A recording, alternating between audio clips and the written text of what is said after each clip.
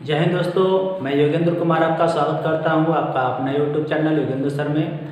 आज हम मैथ के कुछ और बेहतरीन टॉपिक लेकर आए हैं जिसका नाम होगा शेषफल प्रमेय। शेषफल प्रमेय कहने का मतलब ये है कि किसी संख्या को अगर किसी संख्या से भाग दिया जाता है तो उसका शेषफल हम ज्ञात कैसे करेंगे। जैसे मान लीजिए कि अगर आपको दिया गया प्रश्न में कि 27 को भाग देना है 10 से और बताना है कि इसका शेषफल क्या आएगा, तो हम बहुत आराम से बता सकते हैं कि 10 दूना का ये हो जाएगा 20 और 27 में से 20 घटेगा तो होगा 7। ये है मेरा आंसर। लेकिन इसको निकालने का एक और भी बेहतरीन तरीका है। कैसे? अगर 27 को 10 से भाग देना है तो 10 दूना का होता है 20 और 20 से कितना अधिक है तो केवल 7 अधिक है। और अगर आगे बढ़ते हैं तो 10 3 होता है 30 और 30 से ये कितना कम है तो 3 कम है। मतलब यहाँ से अगर आंसर हम देखा जाए तो इसका आंसर प्लस वाला होगा 7। लेकिन इसका उपयोग क्या है, इसका उपयोग कैसे करेंगे?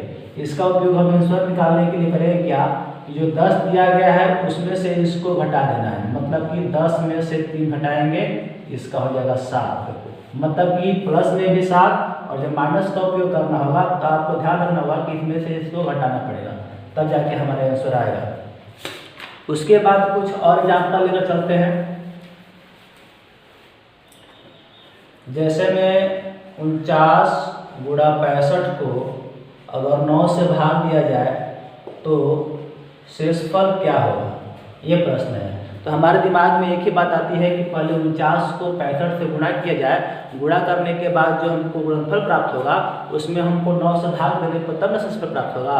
तो इससे अच्छा है कि एक काम किया जाए, 9 5 45, 45 से ये कितना अधिक है तो केवल 4 अधिक है। उसके बाद ये 9 5 45, 9 7 63, 63 से कितना अधिक है तो केवल 2 अधिक है। अब क्या करना है कि इन दोनों संख्याओं के बीच में चिन्ह किस चीज़ का है तो गुणा का है। तो हम भी इन दोनों संख्याओं को गुणा कर देंगे। मतलब कि 4 दूना का 8 बटा में 9। अब ये 9 से ये 8 कटेगा नहीं, इसलिए यही हमारा आंसर हो जाएगा। लेकिन अगर इसका माइनस में प्रयोग करना होगा तो क्या उसका भी आंसर 8 ही आएगा? उसको हम एक बार चेक कर लेंगे। अगर 9 5 45 नहीं लिए तो 9 5 45, 9 6 का 54 लेंगे। जब 54 लीजिएगा तो ये 54 से कितना कम होता है तो माइनस में 5 कम होता है। अगर 9 से 63 नहीं लेंगे तो 9 8 72 लेंगे। 72 से कितना कम हो रहा है तो माइनस में 7 हो रहा है। 72 में से 7 हटाएंगे तो 5 मिल जाएगा। अब इन दोनों को जब पूरा करेंगे तो माइनस माइनस सबसे पहले प्लस हो जाएगा और 7 5 35, 35 बटा में 9। अब 35 को भागा देंगे 9 से तो होता है क्या, 9 9 का 36 होता है। 36 से कितना कम है तो 1 कम है, मतलब माइनस में आ गया। और जब माइनस में आ गया तो इसको हम कैसे लाएंगे, 9 में से 1 हटाएंगे तो मेरा 8 आ जाएगा। मतलब कहने का मतलब ये है कि यहाँ हम प्लस ले चाहे माइनस ले हमारा आंसर आएगा। फिर अगले क्वेश्चन की तरफ बढ़ते हैं। अगला क्वेश्चन में 54 गुणा 73 को 8 से भाग देना है और इसका आंसर क्या आएगा ये हमको बताना है। तो देखिए 8 5 40, 8 6 48 और 8 से 56 हो सकता है। तो लेकिन 56 जो है इससे बड़ा हो जाएगा तो 56 से कितना कम हो रहा है तो माइनस में 2 हो रहा है। और यह 8 9 72 हो जाएगा। 72 से ये कुछ अधिक है, कितना अधिक है तो 1 अधिक है। अब -2 और 1 को जब गुणा करेंगे तो हो जाएगा माइनस में 2 बटा 8। -2 को जब 1 को गुणा करेंगे तो -2 बटा 8 आ जाएगा। लेकिन -2 जो आया है इसको हम धनात्मक कैसे बनाएंगे? तो धनात्मक बनाने के लिए जो हमको 8 दिया गया है इसमें से ये 2 घटाना पड़ेगा। तो 8 में से 2 घटेगा कितना हो जाएगा 6। ऐसे हम आराम से आंसर निकाल सकते हैं।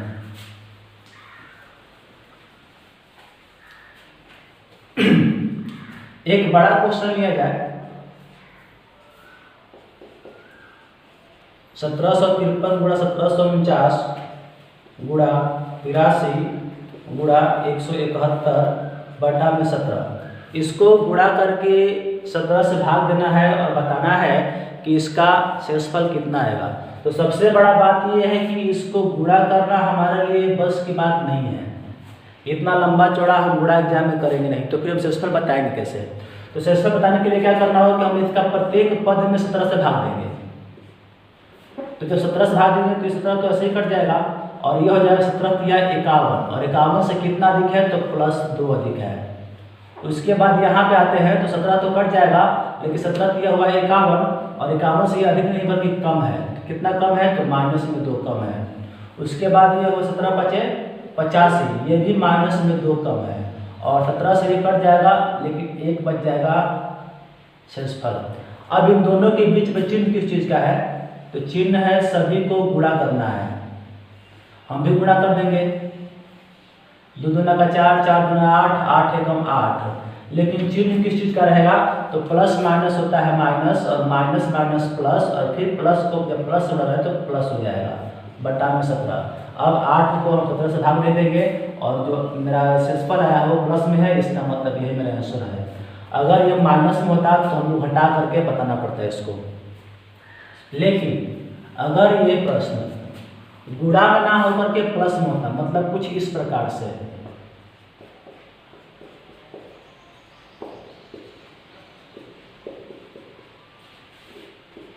कुछ इस प्रकार से होता तो इसको कैसे लाते हैं। ये जोड़ने के लिए हमारे आसान है, लेकिन अगर इसको ना जोड़े तो ही हमारे लिए फायदेमंद होगा। कैसे 17 पर इसमें भी प्रत्येक पद को हम 17 से भाग देंगे, 17 से ये कट जाएगा, ये 17 तिया 51 मतलब कि प्लस में 2।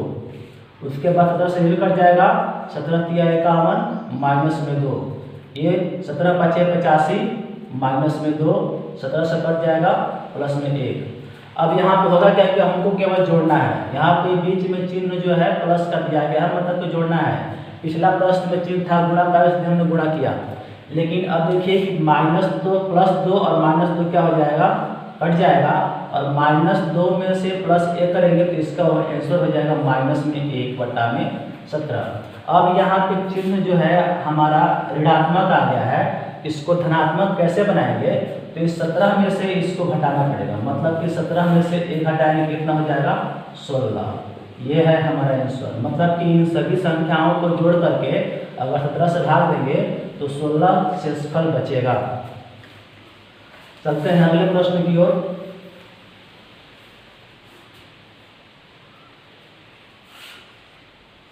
फैक्टोरियल 1, फैक्टोरियल 2, 3, 4 ... अगर कुछ ऐसा प्रश्न आ जाए और इसको भाग देना है हमको 10 से, ये बहुत ही टफ क्वेश्चन है। फैक्टोरियल 1 का मतलब ये होता है कि 1, फैक्टोरियल 2 का मतलब होता है 2 गुणा में 1, फैक्टोरियल 3 का मतलब होता है 3 गुणा 2 गुणा 1। उसी प्रकार 4 का लिखेंगे 4 3 2 1। मतलब कि जो संख्या दिया रहेगा उसको घटते क्रम में लिखना है, और उसके बाद जब इसको हल करेंगे तो ये 1 आएगा, ये 2 आएगा, ये 3 आएगा और ये 4 आएगा, सॉरी ये 6 हो जाएगा, और जब ये 12 12 गुना का ये 24 हो जाएगा। तो मतलब इसका मान 1 हुआ, फिर इसका मान 2 हुआ, इसका मान 6 हुआ, इसका मान 24 हुआ, फिर ऐसे ही जोड़ते जोड़ते जाएंगे हम 1000 तक, और उसके बाद 10 से भाग देंगे तब ना हम शेषफल बता पाएंगे। तो इसके लिए हम करना क्या है कि जब 1 को हम 10 से भाग देंगे तो उसका शेषफल 1 आएगा, लेकिन जब 2 को 10 से भाग देंगे तो उसका शेषफल भी 2 आएगा, और जब 6 को 10 से भाग देंगे तो उसका शेषफल भी 6 आएगा। लेकिन अगर 24 को अगर 10 से भाग दिया जाए तो उसका शेषफल जो आएगा 4 आएगा। लेकिन जब फैक्टोरियल 5 के बाद चलते हैं तो इसका होता है 5 4 3 2 और 1। अगर इसको हम 10 से भाग दें तो इसका शेषफल कुछ भी नहीं बचेगा, पूरा पूरा कट जाएगा। इसके बाद अगर फैक्टोरियल 6 के बारे में बात करते हैं तो 6 5 4 3 2 1 को अगर 10 से भाग देंगे तो 5 से कटेगा 2 बार में और 2 से कटेगा 2, मतलब कि 5 के बाद शेषफल बचेगा ही नहीं। तो बचेगा क्या, सिर्फ इतना चीज बचेगा, मतलब कि 1 2 4 और 6 बचेगा, सिर्फ इतना। इसी को हम 10 से भाग दे देंगे तो 6 4 10 10 2 12 12 1 13 बटा में 10। इसका मतलब कि 10 को 10 अगर 13 को 10 से भाग देंगे तो शेषफल कितना बचेगा 3। इस प्रकार से हम इसको हल करेंगे। जैसे मैं इसी को हम अलग तरीका से समझे कुछ,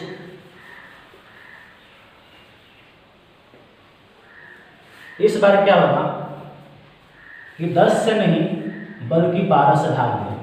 तो फैक्टोरियल 1 का मतलब होता है 1, 2 का मतलब कि 2 गुणा 1, 3 का मतलब कि 3 गुणा 2 गुणा 1, 4 का मतलब कि 4 गुणा 3 गुणा 2 गुणा 1।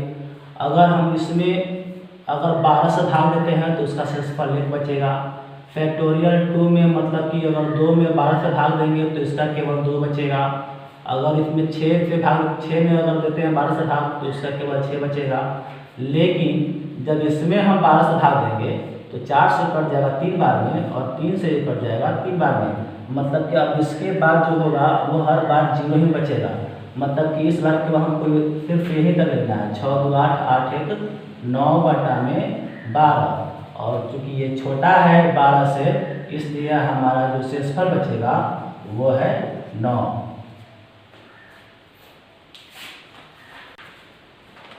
चलते हैं अगले प्रश्न की ओर। जैसे मान लीजिए कि दिया गया है 25 का पावर 48 और उसको भाग देना है 13 से और पूछेगा कि इसका शेषफल कितना आएगा। तो 25 के पावर 48 मतलब 25 को हम 48 बार गुणा नहीं कर सकते, इसका पावर 48 जोड़ना हमारे बस की बात नहीं होगी। तो ये काम करेंगे, हम इस 25 को पहले 13 से भाग देंगे। 25 को जब 13 से भाग देंगे तो इसका शेषफल या तो प्लस में 12 आएगा या तो माइनस में 1 आएगा। लेकिन जब 12 को हम 48 बार गुणा करेंगे ये भी हमारे बस की बात नहीं है। लेकिन 1 को आप चाहे कितना बार भी गुणा करें उस पर कोई असर पड़ने वाला नहीं है, उसका मान 1 ही होता है। तो इसलिए हम 25 को हम 12 नहीं लेंगे बल्कि 1 वाला लेंगे। मतलब कि 25 को अगर 13 से भाग देंगे तो माइनस में 1 इसका शेषफल बचेगा और माइनस में 1 को अगर हम 48 बार गुणा करते हैं तो जब ये सम संख्या होता है तो इसका माइनस का चिन्ह हट जाता है, मतलब कि इसका आंसर हो जाएगा 1। लेकिन अगर ये विषम होता तो इसका आंसर माइनस में 1 होता और जब माइनस में आ जाएगा तो उसको हम धनात्मक कैसे बनाएंगे, तो 13 में से 1 को घटाना पड़ेगा। जैसे में एक और उदाहरण लेकर समझ लेते हैं हम लोग। जैसे में दिया गया है कि 2 का पावर 21 को हम भाग देंगे 9 से और इसका शेषफल क्या होगा। तो 2 के पावर 21 को हम 21 बार गुणा नहीं कर सकते। तो एक काम किया जाए, हम 2 के पावर 21 को 2 का पावर 3 और उसका पावर 7 लिख सकते हैं ना, 3 7 21 हो जाएगा। लेकिन 2 का पावर 3 होगा कितना, तो 8 हो जाएगा।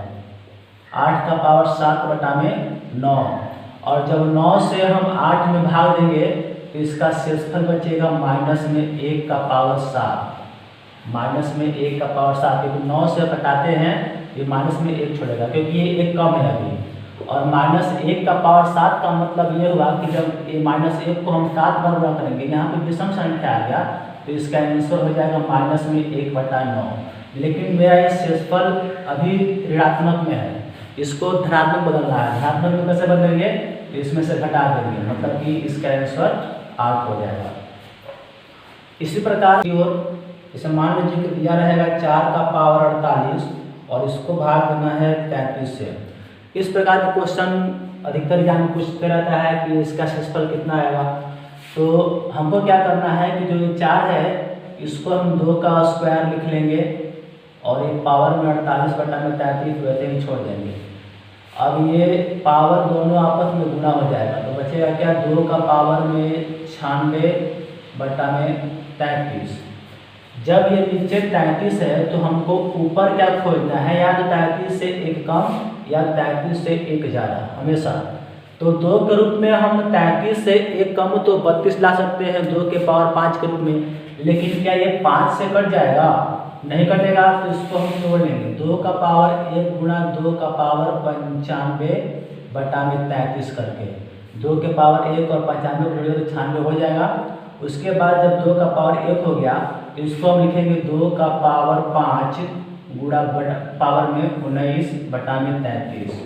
2 का पावर 1 वैसे छोड़ देंगे और ये हो जाएगा 32, इसका पावर 19 बटा में 33। तो 2 को तो हम वैसे ही छोड़ देंगे, लेकिन जब 32 को 33 से हम भाग देंगे तो इसका शेषफल हो जाएगा माइनस में 1 का पावर 19, और 2 को 2 वैसे ही रखेंगे। और जब माइनस 1 का पावर 19 है, इसका मतलब कि ये विषम संख्या है, तो जब माइनस 1 को हम 19 बार गुणा करेंगे तो इसका आ जाएगा माइनस में 1 बटा में 33, और ये हो जाएगा माइनस में 2 बटा 33। लेकिन ये जो आया है मेरा धनात्मक नहीं है। धनात्मक बनाने के लिए क्या करेंगे, तो 33 में से 2 घटाना पड़ेगा, ये हो जाएगा 31 आंसर।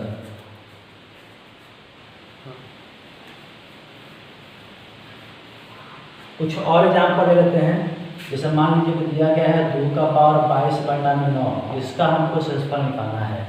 ये 9 है, इसका मतलब या तो हमको 8 लेकर के आना है या तो 10 लेकर के आना है, या तो इससे एक अधिक या एक कम लेकर के आना है। ये हम 2 को तो हम 8 के रूप में तोड़ सकते हैं, 2 का पावर 3 होता है 8, लेकिन क्या इसका पावर जो है 3 से कट जाएगा? नहीं कट पाएगा, तो उसको कटने लायक बनाएंगे। पहले 2 का पावर 1 गुना में 2 का पावर हो जाएगा 21 बटा में 9, 21 और 1 22 हो जाएगा। अब क्या होगा कि 2 का पावर 1 को वैसे ही छोड़ देंगे और ये लिखेंगे 2 का पावर 3 और ये हो जाएगा 7, ताकि 3 से 21 हो जाए। अब 2 का पावर 1 छोड़ देंगे और ये हो जाएगा 8। जब 8 को हम 9 से भाग देंगे तो इसका हो जाएगा आंसर माइनस में 1। तो 2 का पावर 1 2 ही होता है, और माइनस 1 का पावर जब 7 कीजिएगा तो इसका आंसर हो जाएगा माइनस में 1 बटा 9, और जब 2 को हम माइनस 1 से गुणा करेंगे तो हो जाएगा माइनस में 2 बटा 9। लेकिन ये मेरा धनात्मक नहीं है। धनात्मक होता तो यही मेरा आंसर हो जाता, लेकिन धनात्मक नहीं है, ऋणात्मक है। इसलिए धनात्मक बनाने के लिए 9 में से 2 घटाना पड़ेगा, मतलब कि इसका 7 हो जाएगा। मतलब कि 2 का पावर 22 को अगर हम 9 से भाग देंगे तो उसका शेषफल 7 हो जाएगा। तो इस वीडियो में बस इतना ही। जय हिंद।